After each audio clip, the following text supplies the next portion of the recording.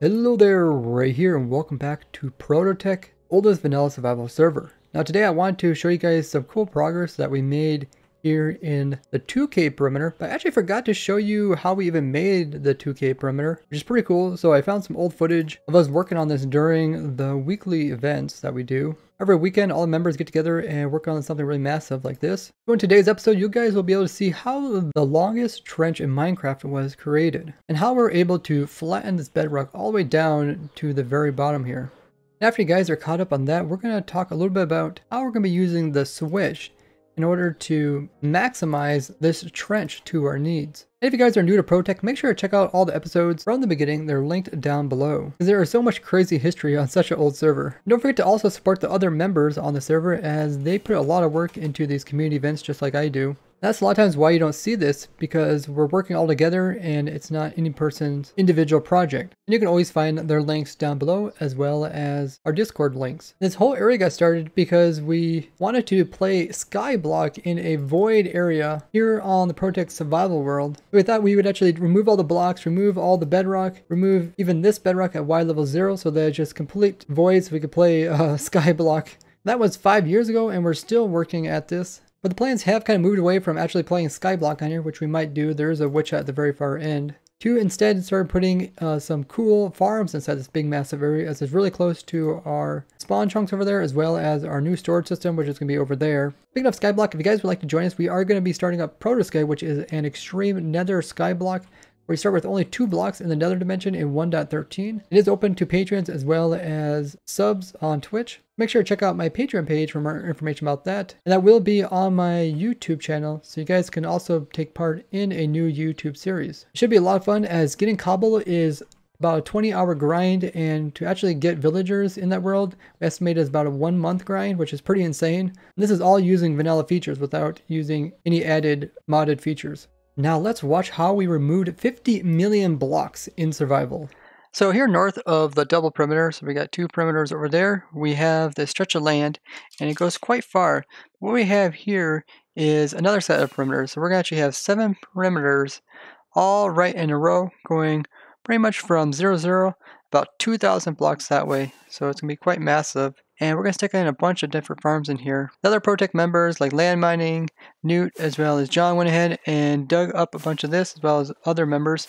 And they pretty much cleared away so we can put in a perimeter maker here.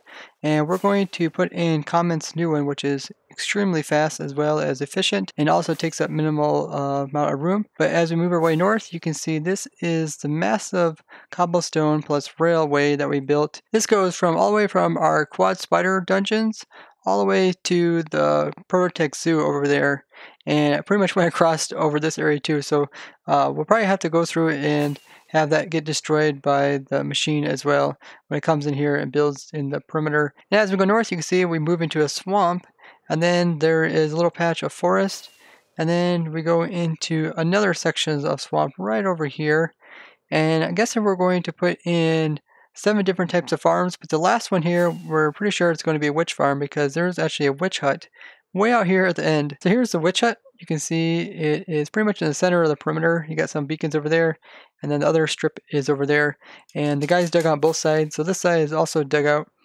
As you can see, there's a strip of line going right through there, and it goes right through this mountain here, and it goes all the way to the end of the perimeter. This is where it's going to end. So the witch farm is going to end right about here, and then we just have to finish up this edge right here. So we got 3 sides cleared away, and we just need to put a hole in this side here so we can put in the bumper to have the machine return back the other direction. So that's what I'm doing over here. You can see I started making a hole already, and this is that simple TNT flying machine that I designed quite a while back, and it works really nice. So what we do is we move it forward, and it just starts stooping TNT on the front. And I'm just going to build in a couple of the sections here. You can see this one's almost built up. We need to put a minecart in there, as well as a block above it. So we built the TNT dupers in 2 sections. We got one down here, and then we got one over here. And then I have to put the TNT right over in against this rail. And then we'll put the hopper minecarts on top of this, and this will cause the TNT to dupe. And then we'll move these two segments together and they'll connect, and then they can start duping TNT. Now, one thing we have to worry about is lava. As you see, there's a bunch of lava down there. Liquids are going to be kind of causing a problem. So we want to go ahead and remove them, so that way our sweepers don't get interrupted by them. So the lava's all cleared out of this ravine, at least in the path that we made it. So let's go ahead and start up the TNT duper above, and let's clear out the rest of this. It should be able to clear underneath this obsidian. We'll have to come in and eventually remove that. So I'm going to pick up my stuff, and let's go ahead and start up the TNT duper up there. This is just iron I brought along, and my ender chest. So to start my simple TNT duper that can easily be moved forward, we just put in some observers here, and as well as on the segment here. They're pretty much just replicas of each other. And the way we move forward is just this butted engine here. And then I just got a flint steel, which I'll update the side of this piston, which will cause it to push it back. Then grab that piston will push forward, and then everything will move forward 1 meter. So let's go ahead and do that. If I update that, you can see everything moves forward. And then these TNT dupers will also move forward when they're ready. That's what this device here. So it pretty much sends a signal back to these pistons, and it's going to try to push it forward. But it's only going to push it forward when all the segment is moved forward. It gives enough room so it can move forward. And yeah, it works really nice. Let's go ahead and move it, and then we might have to clear up some more lava, but then we should be able to go on to this mountain here. We finished the trench, and it turned out really nice. Then we next started building up the perimeter maker. This was designed by one of the ProtoTech members, Comment. It's a really cool way of having TNT dupers destroy all the blocks, and then having water sweepers come in and destroy all the liquids. And then you just repeat this process as you move downwards. And his design here is very narrow, so we can put it in a very small spot, allowing us to do less initial removing of blocks, allowing the machine to do the majority of the work of removing the blocks. It didn't take too long because we had so many people helping. We quickly built up the entire flying machine. Then we had to do some customization to the machine because on the edges, there's kind of some unique circumstances where we needed to remove water but not run into nearby blocks. So Dr. Sploosh and I made some custom pieces for the ends of each side. Okay, so we're going to start up the perimeter maker here, which is going to cover the 2,000 blocks, make a very large perimeter. So we put that redstone block there and we remove it. And it updates it. And now? Now I can leave the area before we all leg out. Oh! Oh wow, look, me landed before the whole thing started lagging. Oh, there it goes. Here, let's watch my camera count.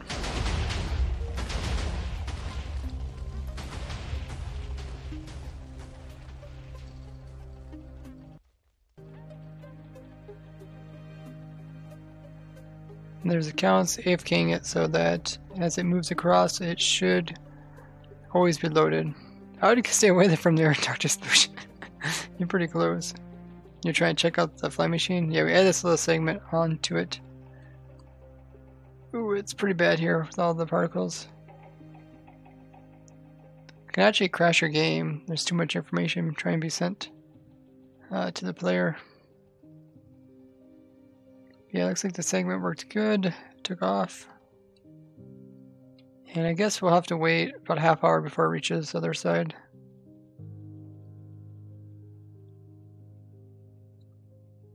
But the actual slimestone is pretty thin.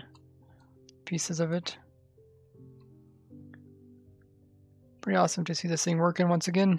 The perimeter maker had to make its long journey across the 2,000 block long area to reach the far side where the bumpers were, to then get bounced all the way back to the beginning side. If you guys would like to learn more about this perimeter maker as well as other ones that we designed, I put a bunch of links down in the description. They're really useful machines, and I believe Comment even has some updated versions of this for the newer versions. Now we didn't have to start this machine quite high because on the far side there is extreme hills that we need to go over top of. But slowly, we're able to go layer by layer. I think it was about 30 minutes per layer, just because the perimeter is so large. Now, surprisingly, the server was able to handle this huge machine quite easily, even with the fly machines really high up off the ground, meaning that they are casting shadows down below, and every time they move one block over, the game has to recalculate all the light levels from the top all the way down to the bottom, every single piece that moves forward. So it creates a lot of updates. But actually our main problem was we could not keep clients connected to the server. This is because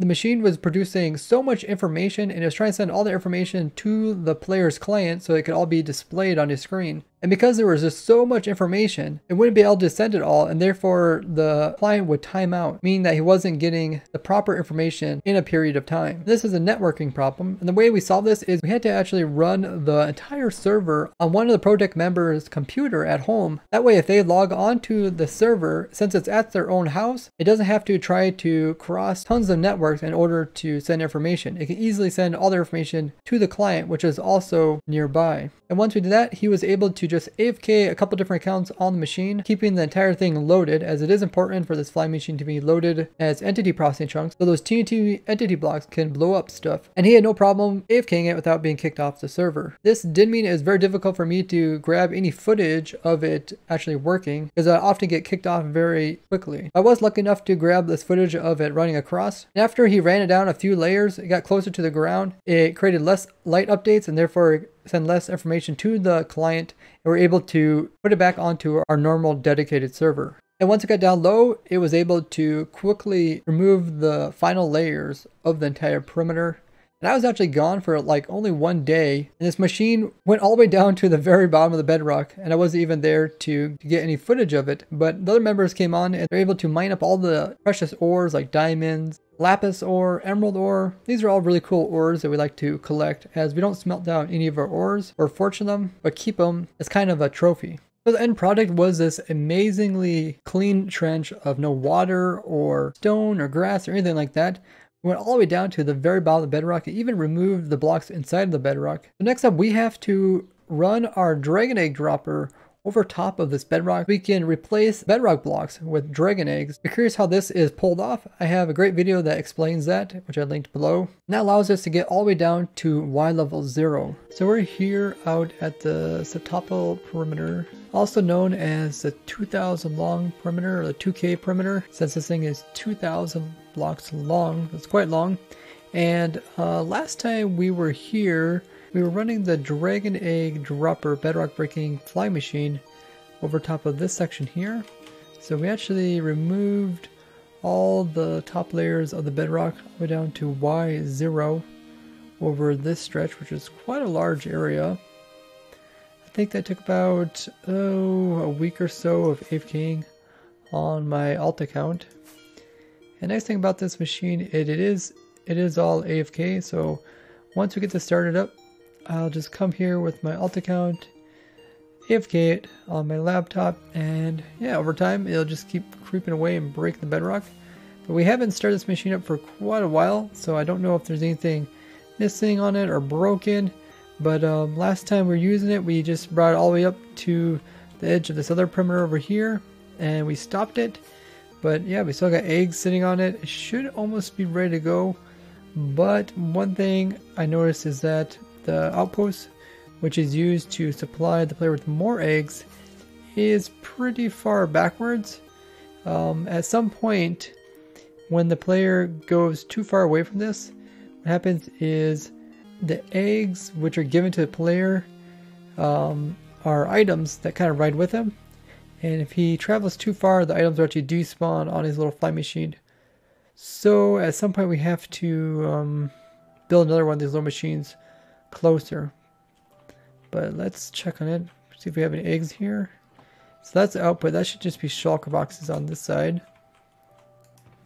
Looks like someone actually cleaned it out. And then the other side, I believe, is the side for the dragon eggs. Oh, okay. There's some dragon eggs, but not very many. So I think what I'll do is we'll probably try and grab a copy of this and test it, see if it's gonna run. So I just noticed that this fly machine, which is the machine that sends the player back. So essentially the player's on fly machine, he rides back this way, he bounces off this one, and then he goes back over there. And we use that distance enabled to for the process of actually dropping the dragon eggs. And if this machine gets too close to that piece over there, it essentially will just crash into it. So yeah, we can test this. We got to run it a few times, but once it gets close to that, we're gonna have to stop it, and we're going to either move this machine backwards, or we can just build another one of those stations. And we've built more of those stations in the past. I think last time I tore them down, there was like a couple of them here. Oh, I think they might have got removed when Doge put in this wall here. He built this machine here, which is a machine that he AFK'd, and actually built this whole wall while he was AFK. I believe he had to remove it to put in this, but yeah, this wall looks amazing. It changes colors gradually across the entire thing. Pretty cool. So this is the one machine we have to work with for now. If we need another one, we could just make a copy of something just like this, but over there. So in front of our our AFK dragging dropper, or AFK bedrock breaker, is Comet's super fast perimeter maker. And actually this is his simple design, so it was actually pretty easy to build up. But yeah, his simple perimeter maker came in here and cleared all the blocks as well as all the liquids down to bedrock level. And I think, yeah, this piece here, this piece is the duping piece. So those are all the dupers on. The sweepers were down there. Looks like the members already removed them. And this is the engine that kind of flies down and starts them back up again. But I definitely see a problem that our fly machine is going to run into this fly machine. I thought about just leaving it there rather than tearing it down. But yeah, this couple blocks in the bottom will have to be removed for it to be able to pass underneath without any problems. Let's actually take the length of this perimeter, kind of check it out. See if there's anything else we notice that needs to be fixed. We definitely need to extend that redstone line. Wait. No. That redstone line is not so confusing. That redstone line is not part of my thing.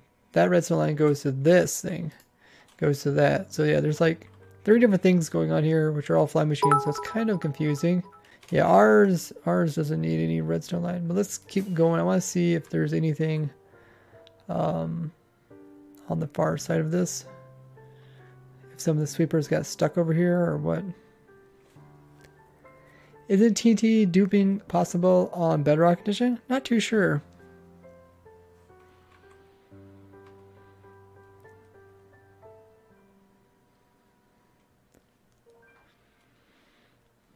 This area is 2,000 blocks long. It's the longest perimeter in Minecraft. Okay, let's grab some more rockets. He's like a mischievous guy that causes a problem. What in the heck is this? Oh, yeah, when we ran this thing, we had a player AFKing up here. Okay. Alright, there might be somebody still AFKing here. I'm not sure. I'll just leave this here. And it's a pretty crazy view from up here. You can't even see the ends of it either. But we did have to break part of the 3,000 long rail system that went through here so the fly machine can go in. And it also took out part of an ocean monument, which is crazy. But let's continue. We haven't made our way across the entire perimeter yet. A little ways to go.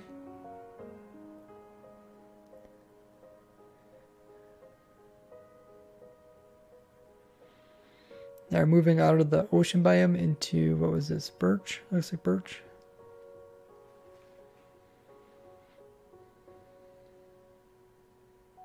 Aha, there's the end of it. Finally made it. So on this side, we don't have anything really on the bottom. We do have these. These are just returning stations. Or I guess you call them bumpers. They just update and send machine backwards. But by the time it gets over here, it's pretty much done. It's quite a ways. It'll take a few weeks to get this far if everything goes well. Interesting enough, just over here is the quad witch perimeter. And it's not that far at all. We can actually build another perimeter maker going from that one there this way. If it just goes this way a little ways. Here's the swamp biome, and you can see there's Aquarin's tree farm. There's the start of the quad witch perimeter. So it's possible for us to actually hook these 2 perimeters together. Unfortunately, Asquaredrt's tree farm is here, so we don't really want to obviously break that. So we might just might start the perimeter just behind it and go that way. Leave this here because I know he really likes what he did here with like the terrain, and he has like a mini, I can't remember what we call this one, kind of like a dead biome over there. It would be cool to kind of connect them together just for fun. So we went and grabbed some more dragon eggs from our dragon egg generator, and we're gonna go ahead and put some in here. I don't know how many it's gonna take because the machine pretty soon is gonna reach the limit, but if we need them, they will be here. We can always pick them up and move them to the next system that we build. Let's go ahead and I'll just unload them here. I think they all contain, that's an empty shelf box, but all these should contain dragon eggs. It's not a good thing if you get some accidental item inside of it, because essentially the player is given the wrong amount of items. That'll break the machine. It won't like break it. There's like a fail safe on it, but it will stop it. Luckily Xerox made that fail safe before it would actually break the machine. And then you have to come in and remove any extras that were in the way. But he has a fail safe in, so essentially if there's bedrock left behind, the fly machine won't move forward, which is good. So we got this thing full of dragon eggs. That's probably plenty for, we're only gonna do like a distance from that redstone block to that, which is, you know, it's actually quite a bit. You think about it. The distance might be 20 blocks, but you have to drop 4 sets of eggs. So it can actually be quite a bit of eggs in this thing. I think it's like 22 chunks wide or something. I kind of forget the statistics, but I think we're good on that. The fly machine over there don't look like it's broken. Let's just go take a look at it. It looks like it's all here. And yeah, I really don't have to pay attention to this redstone. It's not really affecting our fly machines. This system, I think that's good too. That should be up. That one also should be up. And those pistons will bring those blocks down when the player leaves. And when he comes back, he can reuse them. What about underneath? Yeah, it looks good. There's some droppers in there. Oh, I should check and make sure there's no items stuck. So I think the next thing we want to do is actually probably try running the machine. Probably put it in single player world. Take a world download of it. So far, I don't look like anything really got moved. Possibly no, it sits here for quite a while. If there's any piece that's like lightning exposed, like this piece here, possibly it could move some stuff. But no one's really near it, so lightning shouldn't really strike it. And I believe the player is moving away. We do need to make sure there's eggs along this thing, so maybe we should check that. Dude, Ray is a cold-blooded killer. You know how many baby dragons could be, but never were due to Ray. Ouch. So it looks just fine. Looks like we got all of the eggs in place. That little device stand was so annoying to design. It was a game tick perfect device to send the player backwards. But yeah, we won't like really run the fly machine that much just because this machine's in the way. And I don't think there's anything in the way on the floor.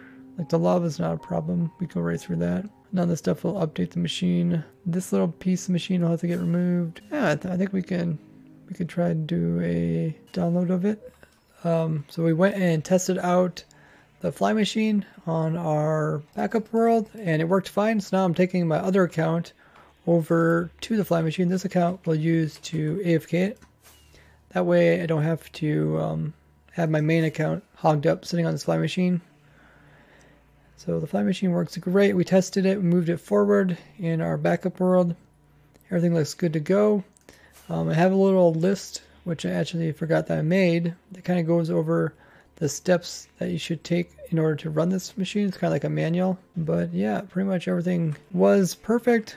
We just need to do a couple of little things like remove the chest behind this fly machine, hop in this minecart with our alt. We need to make sure our inventory is full.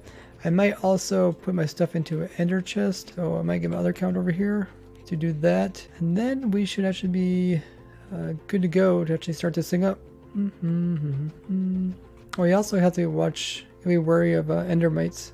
Now we did run the dragon egg dropper some more. You can see we got a bunch more of this flattened down to Y level 0. One of the ProtoTech members is marking out some slime chunks. And now that we designed up that crazy switch device, we're able to actually break bedrock instantly in front of our eyes. We don't have to constantly fly our fly machine far, far away in order for this to be lazy processing chunks, using the trick where the eggs can break and replace blocks in lazy processing chunks. Because of that, we can actually break the rest of this bedrock much faster if we don't use this old fly machine, if we instead design a new fly machine to break this bedrock here. Now we do run into some problems because the machine that we're using currently in the nether dimension to break out all those bedrock blocks in the nether is able to constantly reuse the dragon eggs that fall to break the next layer and then the next layer, But we really don't have that same luxury here, as with these holes in the bedrock, the eggs can fall down quite far. So the egg falls down here, the player machine comes by, he could pick up this egg, but he won't be able to pick up lower eggs till the next machine comes by. So because of this, it's actually kind of hindering us that we destroyed all the blocks inside of here. If there was blocks inside of here, it would actually make it a lot easier, which is pretty funny because having more blocks here actually makes it faster and easier than having less blocks. We're probably going to have to modify the fly machine that we use in the nether to break the rest of this bedrock. It's pretty crazy to think that this all got started because we just wanted to play Skyblock in a void area in our survival world. We really came a long ways over the past 5 years. As we keep designing new technologies, our progress keeps becoming faster and faster, which is pretty cool to see. But that's going to be it for today, guys. Thank you so much for joining me as I have fun in survival. Bye-bye!